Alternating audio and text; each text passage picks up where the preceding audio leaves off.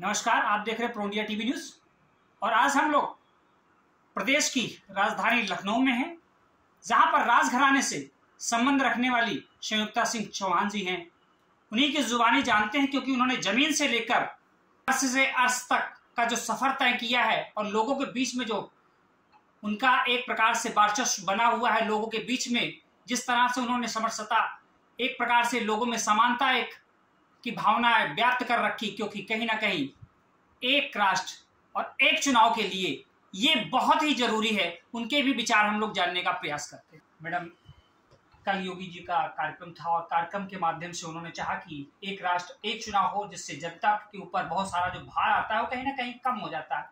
और चूंकि आप फर्श से अर्श तक का सफर आपने बहुत तीव्र गति से तय किया और लोगों को जानती हैं, उनकी भावनाओं को भी जानती हैं, लोगों पर जो उसका दबाव पड़ता है, उस सापेक्ष में आप क्या कहना चाहेंगे? बिल्कुल, जो ये अपना एक राष्ट्र एक चुनाव जो हम लोग योगी जी ने कल उसका कार्यक्रम किया, तो ये अपने देश के लिए बहुत इस समय की आवश्यकता है, क्योंकि ये एक तरीके से हम लोगों को आर्थिक मजबूती भी देगा। हमारा शासन प्रशासन जब चुनाव में लगता है तो कहीं ना कहीं जनता की जो समस्याएं हैं उनसे वो हट जाता है शासन प्रशासन, और चुनाव में व्यस्त हो जाता है, तो उनकी बहुत सारी समस्याओं पे काम नहीं हो पाता।